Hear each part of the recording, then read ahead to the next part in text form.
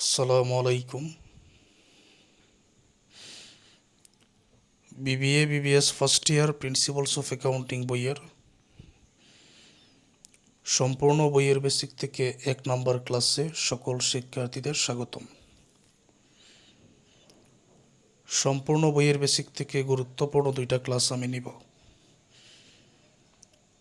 এই 2টা ক্লাস যারা মনোযোগ দিয়ে দেখবেন তারা প্রিন্সিপালস অফ অ্যাকাউন্টিং বইয়ের যে কোনো অধ্যায়ের যে কোনো ম্যাথের সমাধান পারবেন ইনশাআল্লাহ।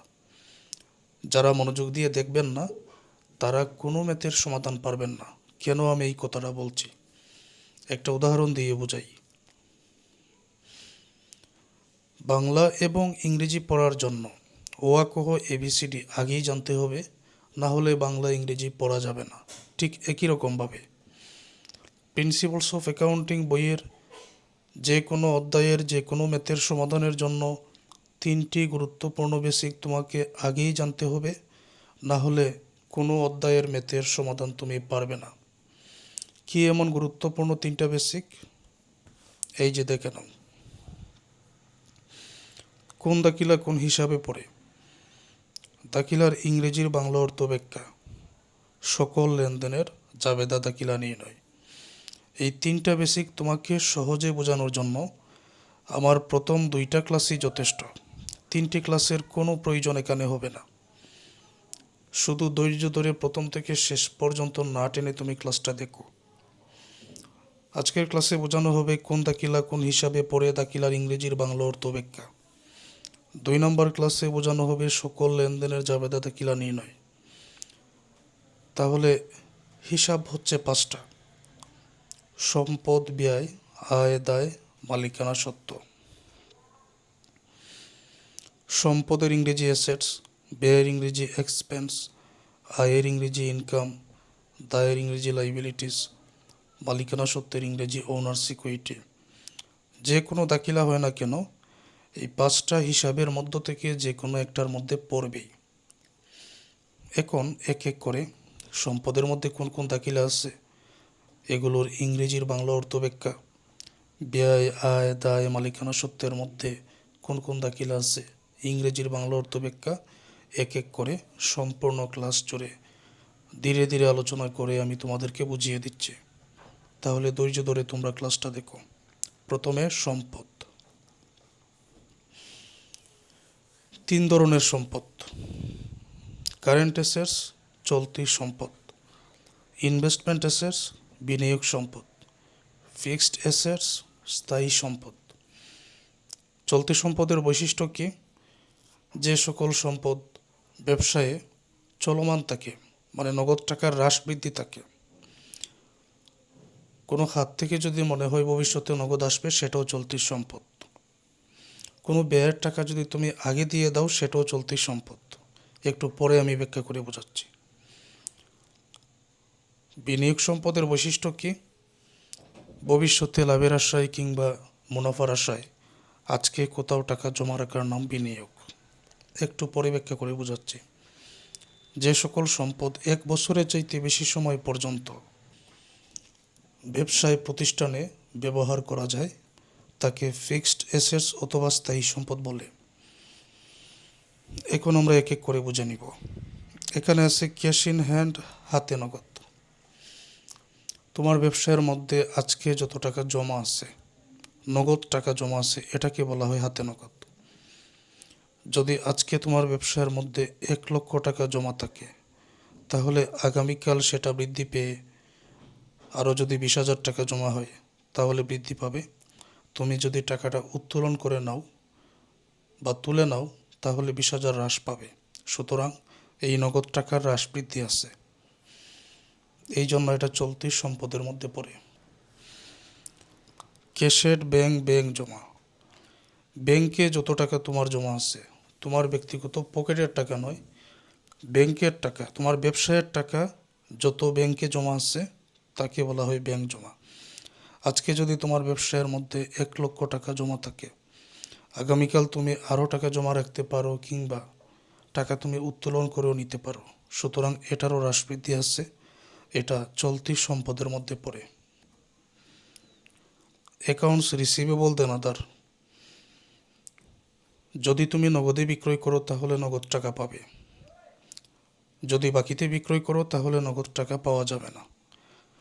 ধরে নাও কোনো ব্যক্তির কাছে তুমি 10,000 টাকার পণ্য বাকিতে বিক্রয় করেছো। যেহেতু বাকিতে বিক্রয় করেছো তাহলে তো আর নগদ টাকা এখন পাওয়া যাবে না। যার কাছে বাকিতে বিক্রি করেছো ওই ব্যক্তি ভবিষ্যতে তোমাকে নগদ টাকা দিবে, আর যার কাছে তুমি বাকিতে বিক্রয় করেছো তাকে বলা হয় দেনাদার। যেহেতু দেনাদারের কাছ থেকে ভবিষ্যতে নগদ টাকা পাওয়া যাবে, সুতরাং এটা হচ্ছে চলতি সম্পদ। চলতি সম্পদের বৈশিষ্ট্য, নগদ টাকার হ্রাস বৃদ্ধি আছে। কোনো খাত থেকে যদি মনে হয় ভবিষ্যতে নগদ টাকা পাওয়া যাবে তাহলে সেটা চলতি সম্পদ। কোনো ব্যয়ের টাকা যদি তুমি আগে দিয়ে দাও তাহলে সেটা চলতি সম্পদ। স্টক অথবা ইনভেন্টরি, মজুদ পণ্য, এটা হচ্ছে সমাপনী মজুদ পণ্য। ডিসেম্বরের 31 তারিখে যে পণ্য ব্যবসা প্রতিষ্ঠানে মজুদ থাকে তার নাম সমাপনী মজুদ পণ্য। এই মজুদ পণ্য পরের বছর বিক্রি করে ব্যবসায়ের মধ্যে নগদ টাকা আসবে। যেহেতু মজুদ পণ্য পরের বছর বিক্রি করে ব্যবসায়ের মধ্যে নগদ টাকা আসবে, সুতরাং এটা চলতি সম্পদের মধ্যে পড়ে। প্রিপেইড মানে অগ্রিম, এক্সপেন্স মানে ব্যয়। যদি অগ্রিম পরে ব্যয় জাতীয় শব্দ থাকে, অগ্রিম বেতন, অগ্রিম ভাড়া, অগ্রিম মজুরি, যে ব্যয়ের টাকা আগে দেওয়া হয়, এটা চলতি সম্পদের মধ্যে পড়ে। অ্যাকুয়ার্ড মানে বকেয়া, ইনকাম মানে আয়। বকেয়া মানে যেটা বাকি আছে, যে আয়ের টাকা বাকি আছে নিশ্চয়ই এটা তুমি পাবে। আয়ের টাকা বকেয়া আছে, নগদ টাকা ব্যবসার মধ্যে ভবিষ্যতে আসবে, সুতরাং এটা চলতি সম্পদ। নোটস রিসিভেবল, প্রাপ্য বিল। প্রাপ্য মানে যে টাকা ভবিষ্যতে পাওয়া যাবে, আর প্রাপ্ত মানে পেয়ে গেছি। প্রাপ্য বিল যে বিলের টাকা ভবিষ্যতে পাওয়া যাবে। যদি কোনো শব্দের সাথে প্রাপ্য অথবা রিসিভেবল যুক্ত থাকে তখন সেটাকে চলতি সম্পদ বলা হয়। প্রাপ্য মানে পাওয়া যাবে, যে বিলের টাকা পাওয়া যাবে, যেহেতু নগদ আসবে সুতরাং এটা চলতি সম্পদ। সাপ্লাই, সরবরাহ কিংবা সামগ্রী, খাতা, কলম, পেন্সিল, এই জাতীয় সামগ্রী যেগুলো মজুদ থাকে। ধরে নাও তোমার ব্যবসার মধ্যে 10,000 টাকার খাতা, কলম, পেন্সিল সামগ্রী মজুদ আছে। যেটা মজুদ থাকে সেটাই সাপ্লাইজ বা সরবরাহ, এটা সম্পদ। এই 10,000 টাকার মধ্য থেকে 2,000 কিংবা 3,000 টাকার সাপ্লাইজ যদি তুমি ব্যবহার করে ফেলো, যেটা ব্যবহার হয়ে যায়, এটাকে বলা হয় সাপ্লাইজ এক্সপেন্স কিংবা সরবরাহ খরচ, আর যেটা মজুদ থাকে সেটাই সম্পদ। ক্লিয়ার বিষয়টা? এখন ইনভেস্টমেন্ট অ্যাসেটস কিংবা বিনিয়োগ সম্পদ। ভবিষ্যতে লাভের আশায় যদি কোথাও টাকা জমা রাখি, কোনো কোম্পানিতে আমি 1,00,000 টাকা জমা রাখলাম, 1 বছর পরে 10% ইন্টারেস্ট পাওয়া যাবে। এই যে জমা রাখলাম এটা মূলত আমি বিনিয়োগ করলাম। যেটা বিনিয়োগ করেছি সেটাই সম্পদ। আর বিনিয়োগ করার ফলে যে 10% ইন্টারেস্ট আসবে এটা বিনিয়োগের সুদ। বিনিয়োগের সুদ পড়ে আয়ের মধ্যে, আর বিনিয়োগ পড়ে সম্পদের মধ্যে। সরকারি কোনো সিকিউরিটিতে যদি তুমি বিনিয়োগ করো সেটাও বিনিয়োগ সম্পদ। ফিক্সড অ্যাসেটস কিংবা স্থায়ী সম্পদের বৈশিষ্ট্য হচ্ছে যে সম্পদ ব্যবসায়ের মধ্যে 1 বছরের চাইতে বেশি সময় পর্যন্ত ব্যবহার করা যায়। বিল্ডিং, দালানকোঠা, ল্যান্ড, ভূমি, ফার্নিচার, আসবাবপত্র, ইকুইপমেন্ট, যন্ত্রপাতি, machinery, machine, delivery van, van গাড়ি। এখন পর্যন্ত এগুলোর নাম দেখে বোঝা যাচ্ছে এগুলো 1 বছরের চাইতে বেশি সময় পর্যন্ত ব্যবসায়ের মধ্যে ব্যবহার করা যায়, সুতরাং এটার ব্যাখ্যার প্রয়োজন নাই, এগুলো স্থায়ী সম্পদ। এখানে আছে গুডউইল, বাংলা অর্থ সুনাম। যে ব্যবসা প্রতিষ্ঠানের সুনাম বেশি এটার বিক্রয় বেশি, আর বিক্রয় বেশি হলে ওই ব্যবসা প্রতিষ্ঠানের নগদ টাকা বেড়ে যায়। সুনামের কারণে বিক্রয় বাড়ে, আর বিক্রয় বাড়লে নগদ বাড়ে, আর নগদ বাড়ে মানে সম্পদ বাড়ে। যেহেতু সুনামের কারণে সম্পদ বেড়ে যায়, এই জন্য সুনামকেও সম্পদ বলা হয়। এই সুনামকে তুমি স্পর্শ করতে পারবে না, এই জন্য এটাকে অস্পর্শনীয় সম্পদ বলা হয়। আবার সুনামটা 1 বছরের চাইতে বেশি সময় পর্যন্ত থাকে, এই জন্য এটাকে ফিক্সড অ্যাসেটস অথবা স্থায়ী সম্পদও বলা হয়। আশা করছি ক্লিয়ার। শিক্ষার্থীরা, এখন পর্যন্ত যে ব্যাখ্যাটা করলাম, যদি বুঝতে কোনো অসুবিধা হয় তাহলে এই অংশের আলোচনা আবার দেখে নেবেন। এখন আমি ব্যয় নিয়ে আলোচনা করব। যে সকল দাখিলার মাধ্যমে মনে হবে তোমার ব্যবসা থেকে নগদ চলে যাচ্ছে মানেই ব্যয় হচ্ছে। যেমন এখানে আছে পারচেজ, ক্রয়, যদি তাকে ক্রয় মনে করবে তুমি ক্রয় করেছো, এটা তোমার ব্যবসায়ের হিসাব। যদি তাকে বিক্রয় মনে করবে তুমি বিক্রয় করেছো। এখানে আছে পারচেস কিংবা ক্রয়। ক্রয় করলে তো নগদ চলে যায়, সুতরাং ব্যয়। ওয়াইজেস মজুরি, শ্রমিকের মজুরি দিলে তো নগদ চলে যায়, এই জন্য এটা ব্যয়। রেন্ট এক্সপেন্স ভাড়া, দোকানের ভাড়া দিলে নগদ চলে যায়। স্যালারি বেতন, কর্মচারী বেতন দিলে নগদ চলে যায়, সুতরাং এগুলো ব্যয়। অ্যাডভার্টাইজমেন্ট বিজ্ঞাপন, বিজ্ঞাপনটা কি আগে বুঝি। তোমার ব্যবসায়ের পণ্য ভোক্তাদের জানানোর জন্য যে প্রচার করো তার নাম বিজ্ঞাপন। প্রচার তো আর এমনি এমনি হয় না, নগদ টাকা খরচ করতে হয়। তো যেহেতু বিজ্ঞাপনের মাধ্যমে নগদ টাকা খরচ হয়, সুতরাং এটা ব্যয়ের মধ্যে পড়ে। অ্যাপ্রেন্টিসশিপ অ্যালাউয়েন্স, শিক্ষানবিশ ভাতা, ব্যবসায়িক কোনো কিছু শিখতে গিয়ে যে নগদ টাকা খরচ করা হয় তাকে বলা হয় শিক্ষানবিশ ভাতা। এই ক্ষেত্রে নগদ চলে যায়, ব্যয়ের মধ্যে পড়ে। সাপ্লাইজ এক্সপেন্স, সরবরাহ খরচ, যেই পরিমাণ খাতা কলম পেন্সিল মনে করো 5,000 টাকার ব্যবসায়ের মধ্যে মজুদ আছে, 2,000 টাকার ব্যবহার করেছো, যেটা ব্যবহার করেছো সেটাই ব্যয়। এই জন্য সাপ্লাইজ এক্সপেন্স অথবা সরবরাহ খরচ এটা ব্যয়ের মধ্যে পড়ে। ওপেনিং ইনভেন্টরি, প্রারম্ভিক মজুদ পণ্য, জানুয়ারি মাসের 1 তারিখে যে পণ্য ব্যবসায়ের মধ্যে মজুদ থাকে সেটাকে প্রারম্ভিক মজুদ পণ্য বলে। অনেক সময় বিক্রি করার জন্য পণ্য তো আগে নিজেই ক্রয় করে আনতে হবে, তো জানুয়ারি 1 তারিখে যেটা থাকে সেটাই প্রারম্ভিক মজুদ পণ্য, যেটা ক্রয় করে আনতে হয় টাকা দিয়ে, এই জন্য এটাকে ব্যয় বলা হয়। অ্যাকাউন্ট ডেপ্ট এক্সপেন্স, অনাদায়ী পাওনা, কোনো ব্যক্তির কাছে 20,000 টাকার পণ্য বাকিতে বিক্রয় করেছ, ফলে দেনাদারের সৃষ্টি হয়েছে, যে ব্যক্তি টাকা দিবে। এখন দেনাদারের 20,000 টাকার মধ্যে 5,000 টাকা একেবারে নিশ্চিত পাওয়া যাবে না। তো যেটা পাওয়া যাবে না কোনো এক কারণে, 5,000 টাকা বা 4,000 টাকা বা যে কোনো টাকা একেবারেই পাওয়া যাবে না, তো যেটা পাওয়াই যাবে না এটার নাম হচ্ছে অনাদায়ী পাওনা। তো যেহেতু এটা পাওয়া যাবে না, এটা ব্যয়ের মধ্যে পড়ে। ডেপ্রিসিয়েশন, অবচয়, স্থায়ী সম্পদ ব্যবহারের কারণে যে ব্যয় হয় তার নাম অবচয়। ব্যবসায়ের মধ্যে একটা যন্ত্রপাতি আমি ব্যবহার করছি, এটার মূল্য ধরো 10,000 টাকা, 3 মাস ব্যবহার করেছি, 3 মাস পরে যদি এটা বিক্রি করতে চাই তখন তো আর 10,000 পাওয়া যাবে না, ধরো 7,000 টাকায় বিক্রি করলাম। কত টাকা কমে গেছে? 3,000 টাকা। এই যে ব্যবহারের কারণে 3,000 টাকা কমে গেছে, এই 3,000 টাকাই হলো অবচয়। এই জন্য স্থায়ী সম্পদ ব্যবহারের কারণে যে ব্যয় হয় তার নাম অবচয়। অবচয় এটা ব্যয়ের মধ্যে পড়ে। সানডি এক্সপেন্স, বিবিধ খরচ। মিসেলেনিয়াস এক্সপেন্স, বিবিধ খরচ মানে নাম না জানা নানাবিধ যে খরচ, এটা বোঝায়। ইন্টারেস্ট অন লোন, ঋণের সুদ, কোথাও থেকে ঋণ নিয়েছো আর ঋণ নেওয়ার কারণে যে সুদ তুমি দিচ্ছ এটা নিশ্চয়ই তোমার জন্য ব্যয়।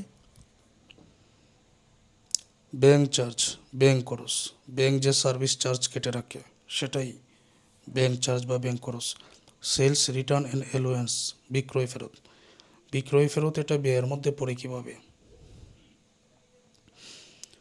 বিক্রয় করার পরে যদি পণ্য আবার ফেরত আসে তাকে বলা হয় বিক্রয় ফেরত। কোনো ব্যক্তি বা প্রতিষ্ঠানের কাছে আমি বিক্রয় করলাম 10,000 টাকার পণ্য, আবার পণ্য আমার কাছে ফেরত আসলো, এটাকে বলা হয় বিক্রয় ফেরত। এখন এটা ব্যয় হলো কিভাবে। ওই 10,000 টাকার পণ্য প্রথমে যখন আমি বিক্রয় করেছি তখন 10,000 টাকা আমার কাছে চলে আসছে, কিন্তু বিক্রয় করার পরেও যখন পণ্যটা আমার কাছে ফেরত আসলো, ওই 10,000 টাকা আমার কাছে রাখতে পারবো না, এটা ফেরত দিতে হবে। এখন কিন্তু নগদটা চলে যাচ্ছে, পণ্য ফেরত পেয়ে গেছি, নগদ টাকাটা আমি দিয়ে দিলাম, সুতরাং নগদ চলে যাচ্ছে। যেহেতু নগদ চলে যাচ্ছে এই জন্য এটা ব্যয়ের মধ্যে পড়ে। তাছাড়া কোনো ব্যক্তির কাছে যদি আমি বিক্রয় করি সেটা ফেরত পাওয়ার জন্য নয়, যদি পণ্যটা আবার ফেরত পেয়ে যাই তখন এটা আয় বোঝায় না। আমি তো বিক্রয় করেছি আয়ের জন্য, তো যেটা বিক্রয় করেছি ওইটা যদি আবার ফেরত পেয়ে যাই তখন এটা ব্যয় বোঝায়।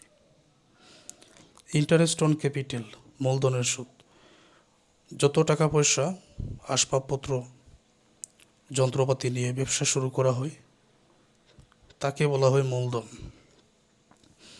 এখন আমার কাছে যদি 10 লক্ষ টাকা থাকে, আমি ওই 10 লক্ষ টাকা নিয়ে ব্যবসা শুরু করতেই পারি, কিন্তু সুদ কেন আসলো? এটার অর্থ দাঁড়ায় যে এমন কোনো জায়গা থেকে টাকাটা নিয়ে মূলধন গঠন করে আমি ব্যবসা শুরু করেছি, যার ফলে সুদের টাকা আমাকে দিতে হচ্ছে। তখন এই মূলধনের সুদের টাকা ব্যবসায়ের মালিককে দিতে হয়। যেহেতু টাকা চলে যায়, সুতরাং এটা ব্যয়ের মধ্যে পড়ে। যে কোনো সময় যে কোনো অধ্যায়ের অঙ্কের সমাধান করার আগে নিজেকে ওই ব্যবসা প্রতিষ্ঠানের মালিক ধরে নিও।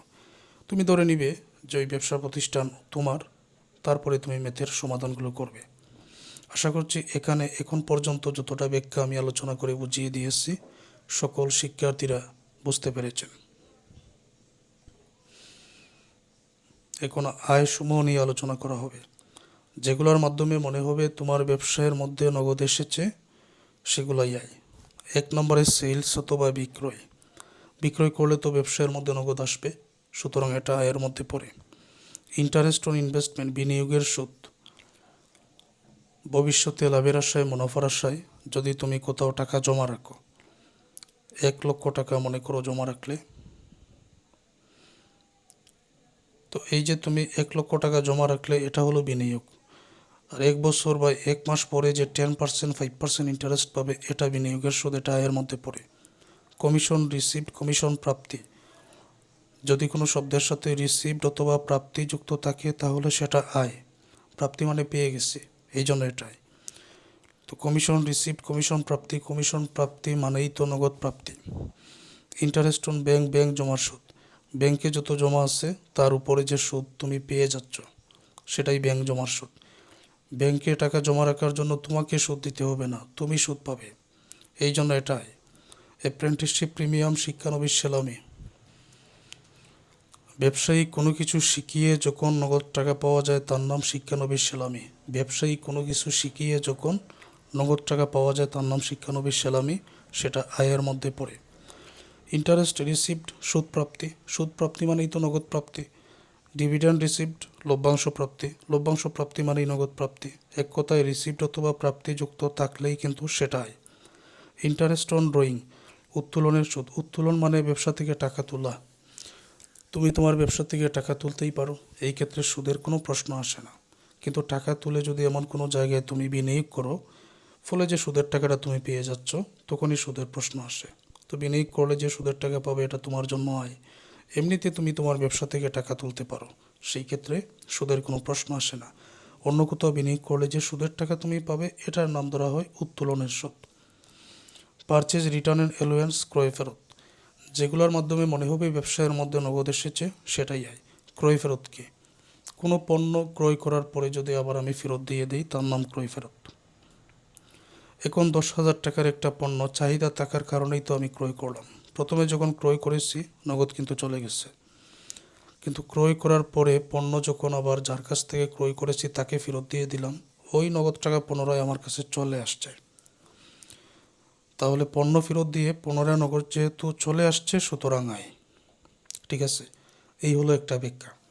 আরেকটা ব্যাখ্যা এইভাবে বলতে পারো যে চাহিদা থাকার কারণে ক্রয় করেছি, পরবর্তীতে আর চাহিদা নেই তাই ফেরত দিয়ে দিছি, প্রয়োজন নেই, সুতরাং এটা আয় অর্থে বোঝায়।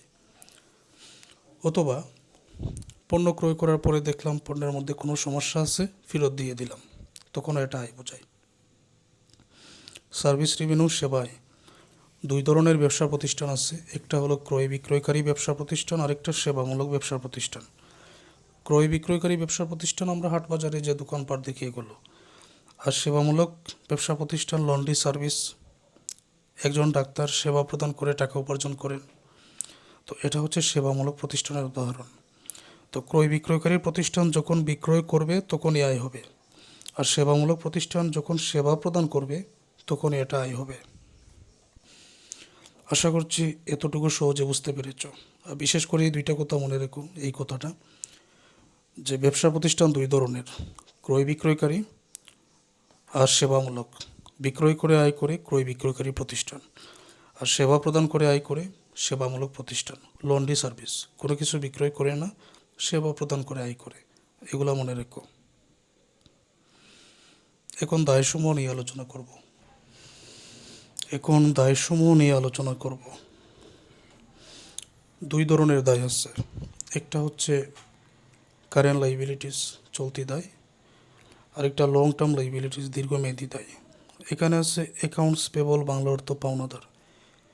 যে ব্যক্তি আমার কাছে টাকা পাবে। আমি নিজেকে একজন ব্যবসায়ী ধরে নিলাম, তো যে ব্যক্তি আমার কাছে টাকা পাবে তাকে বলা হয় পাওনাদার। যদি কোনো ব্যক্তির কাছে আমি বাকিতে বিক্রয় করি তাহলে দেনাদারের সৃষ্টি হবে, ওই ব্যক্তির কাছ থেকে আমি টাকা পাবো। আর যদি কোনো ব্যক্তির কাছ থেকে আমি বাকিতে ক্রয় করি, বাকিতে ক্রয় করলে তো নগদ টাকা আমাকে দিতে হচ্ছে না, কিন্তু যার কাছ থেকে বাকিতে ক্রয় করেছি তাকে ভবিষ্যতে নগদ টাকা দিতে হবে, সে আমার কাছে টাকা পায়, তাকে বলা হয় পাওনাদার। তো পাওনাদার এটা দায়ের মধ্যে পড়ে। ব্যাংক ওভারড্রাফট, ব্যাংক জমাতিরিক্ত। ব্যাংকে যত জমা আছে তার চেয়ে অতিরিক্ত টাকা যদি তুমি তুলো সেটাকে বলা হয় ব্যাংক জমাতিরিক্ত। ব্যাংকে যত জমা আছে এটা তুমি তুলতেই পারো, কিন্তু অতিরিক্ত তুললে সেটা পরিশোধ করতে হবে, এই জন্য তুমি দায়বদ্ধ। অ্যাক্রুয়েড মানে বকেয়া, এক্সপেন্স মানে খরচ। বকেয়া মানে বাকি আছে এমন, বকেয়া বেতন, বকেয়া ভাড়া, বকেয়া মজুরি, যে ব্যয়ের টাকাটা বকেয়া আছে বা বাকি আছে এটা তুমি পরিশোধ করতে বাধ্য, এই জন্য এটা দায়ের মধ্যে পড়ে। ইন্টারেস্ট পেবল, বকেয়া সুদ। যে সুদের টাকা বকেয়া আছে এটা তুমি পরিশোধ করতে বাধ্য, দায়ের মধ্যে পড়ে।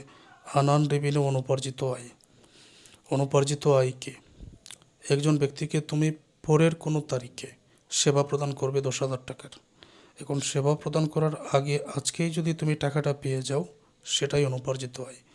কোনো ব্যক্তিকে সেবা প্রদান করা হবে পরের মাসে, কিংবা কোনো ব্যক্তির কাছে বিক্রয় করা হবে পরের মাসে, এখনও বিক্রয় করো নাই, এখনও সেবা প্রদান করো নাই, আগেই তুমি টাকাটা পেয়ে গেলে, সেবা প্রদানের টাকা কিংবা বিক্রয়ের টাকা তুমি আগেই পেয়ে গেলে, এই যে তুমি আগেই পেয়ে গেলে এটাকে কি বলা হয়?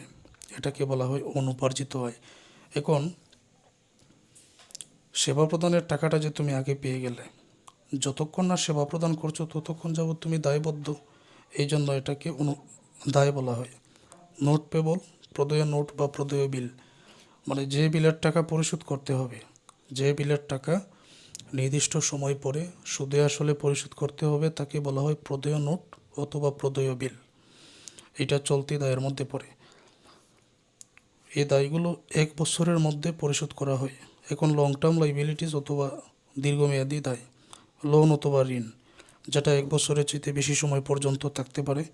মর্টগেজ লিন বা বন্ধকি ঋণ, মর্টগেজ লোন, বন্ধকি ঋণ, অর্থাৎ কোনো কিছু বন্ধক রেখে যে ঋণ নেওয়া হয়েছে এটা 1 বছরের চেয়ে বেশি সময় পর্যন্ত থাকতে পারে, এই জন্য এটাকে দীর্ঘমেয়াদী দায় বলা হয়। ডিবেঞ্চার অথবা ঋণপত্র, তো ঋণপত্র ইস্যু করে কোম্পানি মূলধন গঠন করে, এই ঋণপত্র মাধ্যমে ঋণ নেওয়া হয় যেটা 1 বছরের চেয়ে বেশি সময় পর্যন্ত থাকে, এই জন্য এটাকে দীর্ঘমেয়াদী দায় বলা হয়। তো এগুলো সবাইকে মনে রাখতে হবে।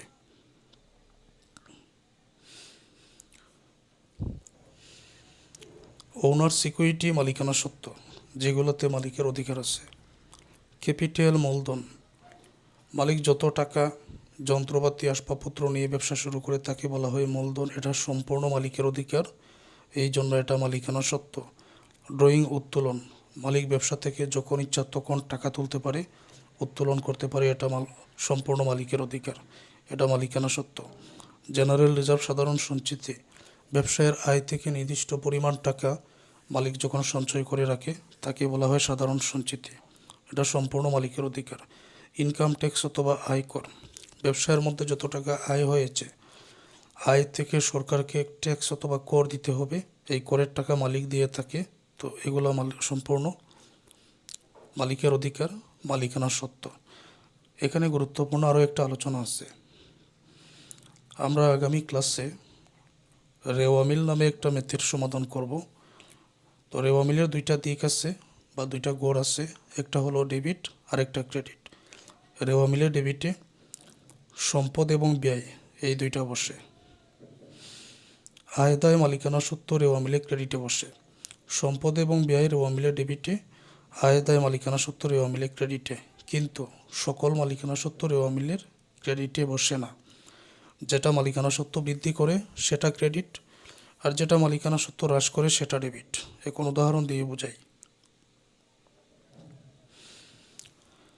ক্যাপিটাল, মূলধন, যা কিছু তুমি মূলধন হিসাবে নিয়ে আসবে এতে মালিকানা সত্ত্ব বৃদ্ধি পাবে, তো এটা যেহেতু মালিকানা সত্ত্ব বৃদ্ধি করে তাই রেওয়া মিলের এটা ক্রেডিট। ড্রয়িং, উত্তোলন, তুমি যদি টাকা তুলো ফলে ব্যবসায় নগদ কমবে। নগদ কমবে যেহেতু সম্পদ কমলে মালিকানা সত্ত্ব হ্রাস পাবে।